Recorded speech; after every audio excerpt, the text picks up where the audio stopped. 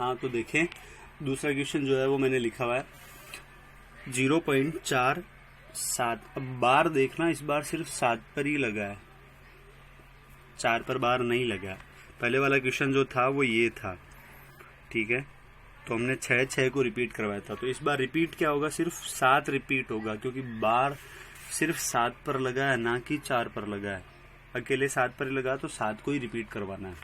तो क्या करें, वही काम करें। पहले तो समीकरण को x के बराबर मान लें और रिपीट करवा देना 7 7 7।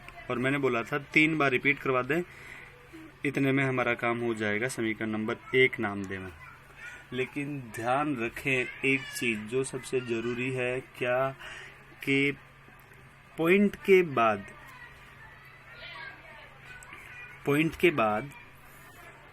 सिर्फ वही संख्या होनी चाहिए जिस पर बार लगा हो। बिना बार वाली संख्या पॉइंट के उस साइड मत रखना। पॉइंट के उस साइड, या मैं बोलूँ कि पॉइंट के राइट साइड में सिर्फ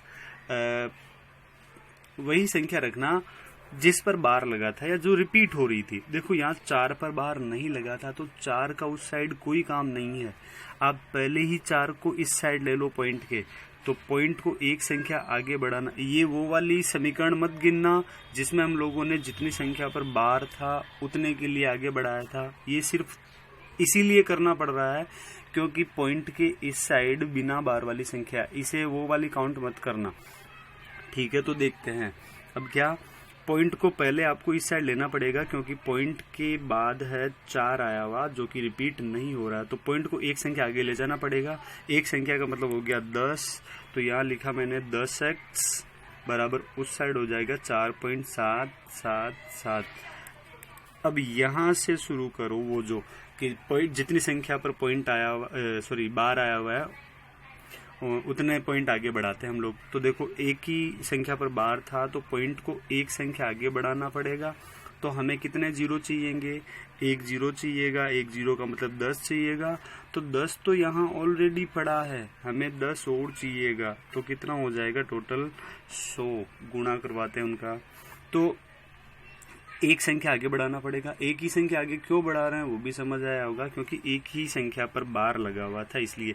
और हमने ये इक्वेशन जो एक बनाई थी, ये 4 को इस साइड लाए थे। ये क्यों किया था, क्योंकि पॉइंट के बाद उस साइड जो संख्या पड़ी है उसमें 4 पर बार नहीं लगा और 4 का उस साइड कोई काम नहीं है। तो 4 को पहले ही ले लेना इधर, तो ले लिया हम लोगों ने इधर 10xy साइड।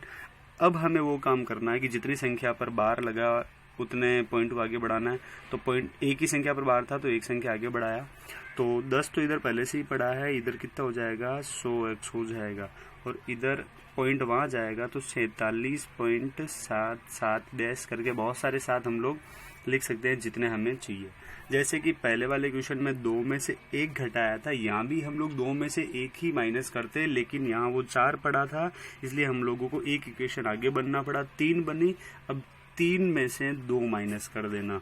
समीकरण 3 माइनस समीकरण 2, इक्वेशन 3 माइनस इक्वेशन 2 करके आप इसका भी आंसर फाइंड कर सकते हो। 100x माइनस 10x और इक्वल के उस साइड में 47.77 डैश करके बहुत बार आएगा, माइनस ऊपर जो लिखा था 4.77। ये भी हम लोग जितना मन हो उतने टाइम लिख सकते हैं। तो यहाँ माइनस किया तो ये हो जाएगा 90x, और इधर जब माइनस करेंगे तो पहले भी मैंने समझाया था, पॉइंट के इस साइड देखो 777 बहुत बार आएगा, पॉइंट के इस साइड भी 777 बहुत बार आएगा। तो पॉइंट के उस साइड 777 में से वो सारे 7 माइनस करेंगे तो पॉइंट के उस साइड कितना रहेगा 0।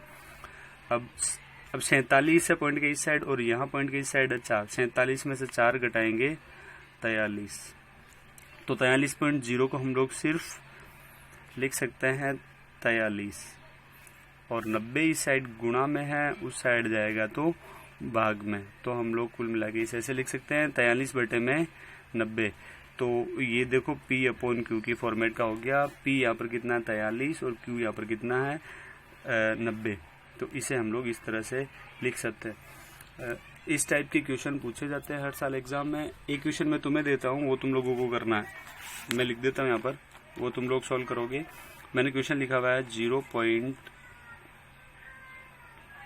एक तो लिखा है 3 पर बार, एक क्वेश्चन ये सॉल्व करना, और एक क्वेश्चन मैंने लिखा है 0.001, और इन तीनों पर बार है। ध्यान देना, जितनी संख्याओं पर बार हो रिपीट उतनी ही करवानी है। इस क्वेश्चन को जब सॉल्व करो तो देखो कितनी संख्याओं पर बार है, 3 संख्याओं पर, तो 001 इन तीनों पर बार है, तो इन तीनों को ही रिपीट करवाना। 001 001 001 डैश डैश डैश करके हो गई 3 बार रिपीट, ये 1 2 3 001।